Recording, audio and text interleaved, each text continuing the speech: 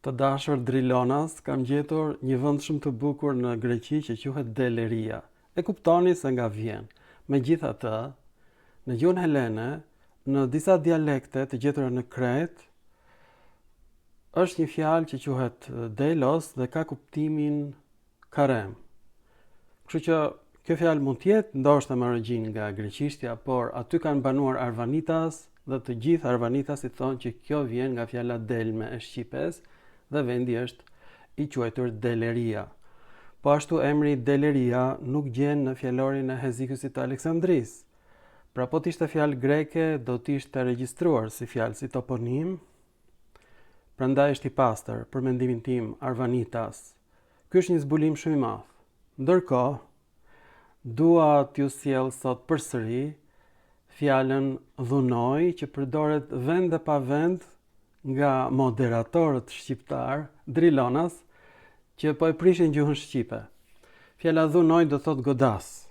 Këtë kuptim kanë ata. Mirë po, në gjuhën e arbëreshëve, fjala dhunoj lidhet me gjuhën e çamëve, gjithashtu dhunë ka kuptimin sisët e gruas. As mjep ato dy dhunë, thot këngëtari çam. Tani gjuha çame dhe gjuha e arbëreshëve është gjuha më e vjetër e regjistruar. Prandaj fjalët dhe kuptimet që kanë fjalët në gjuhën e çamëve, dialekt shqip, dhe gjuha e arbëreshëve, dialekti më i vjetër i shqipes, këto janë kuptimet fillestare. Dhe tani unë e kam në italisht, e kam thënë disa herë, dhe po e them prap, para gjithë shqiptarëve, dhe ju lutem përhapeni këtë film sa më shumë, janë bërë shumë i famshëm edhe në TikTok. Pra, në gjuhën e arbëreshëve të Italisë, dhuna, to është në gjuhën italiane burla. Ai na qellën dhunë, në gjuhën e arbëreshëve, në italisht, eli ci prende in giro, do më thënë të gënjesh dikë. Më merë dhunë, në arbërisht, mi prendi in giro, do më thënë po përpiqesh të më mashtrosh. Pra, dhunë ka kuptimin të bësh dhurata, një gruaje që pastaj t'ja përqafosh ato dy dhunat e bukura, që do thot dhurata. Çdo grua ka një dy dhunë. Tani, për fat mirë, vetëm dy. Argumenti më bindës është fjala arbëreshe dhunacion, që në gjuhën italiane është donazione, pra dhuratë. Pra kuptimi i gjuhës çame është origjinal. Tani unë e kuptoj dëshpërimin e gazetarit të shquar Enkel Demi, që është me origjinë nga çamëria. Ai është shumë i indinjuar, i zemëruar me Akademinë e Shkencave të Shqipërisë dhe ka të drejtë, ka shumë të drejtë, sepse fjalët çame dhe fjalët e arvanitasve janë fjalët më të vjetra të regjistruara. Enkeli ka të drejtë. Dhe ai shpesh ka nxjerr në emisionin ABC Turbo Albanët që t'i turpëroj ata, mi po Enkel Demi ka bërë një dëm shumë të madh gjuhës shqipe, sepse shqiptarët e Maqedonisë dhe shqiptarët e Kosovës kujtojnë se Enkel Demi po përpiqet të ndihmojë gjuhën shqipe, ndërkohë që ai po tallet me shqiptarët, po tallet me Akademinë e Shkencave të Shqipërisë. Dhe fjala dhunë është futur gabimisht në fjalorin e gjuhëve indo-europiane, nuk është fjalë ilire, është fjalë me origjinë nga gjuha latine, që është në italisht, pra donare, dhuroj. Argumenti i fundit, a donato në italisht është në gjuhën e arbëreshëve o dhunojti. Pra, a donato është o dhunojti, fjalë për fjalë. Pra, edhe folja kam është regjistruar në gjuhën e arbëreshëve, nga italishtja. Pra, ose kjo fjalë ka hyrë nga latinishtja, ose ka hyrë nga gjuha Venedikut, tek arbëreshët e Italisë dhe tek arbëreshët Arvanitas. Pra, kjo nuk është fjalë lashtë ilire, emrat ilir që të gjithë janë emra helen. Ky është zbulimi im krejt i rastësishëm që filloi me koinon skodrinon, koineja shkodrave, koinon lisjatan, koineja e lezhave, koinona olon, koineja e vlonave, të gjitha emrat e qyteteve ilire janë numër shumës, si në helenisht, sepse kanë kuptimin bashkësi në numër shumës gjinore. Të gjitha mbishkrimet ilire i kam mbledhur unë. Janë 99% në dialektin dorik ose dialektin e Spartës dhe gjuha e ilirëve japyg nga Dalmacia në Itali quhet nga Plini i Vjetër dialekti graja, dialekti grek. Pra ilirët flisin helenisht. Ndërsa kjo fjalë ka ardhur nga italishtja. Donare, dhunoj. Ka kuptimin dhuroj, siset e gruas, 2 dhuratat, 2 dhunat. Ka kuptimin gënje një grua, përpiqem ta mashtroj, t'ja marr dhuratat që ajo ka në gjoks. Tani dua të ngrej një çështje me kanalin televiziv më të bukur për mendimin tim, Pamfleti.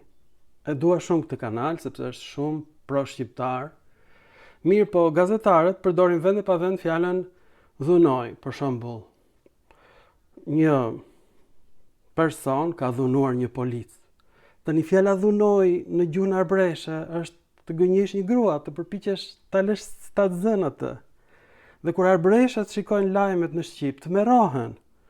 Ç'po flasin shqiptarët, ç'po thon?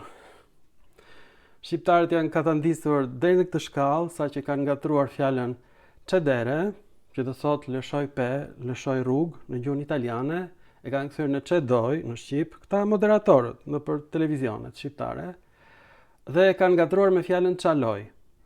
Dhe gjithnjë më shumë po përdorin fjalën çedoj për çaloj. Ka kuptimin lëshoj rrugë dhe jo çaloj.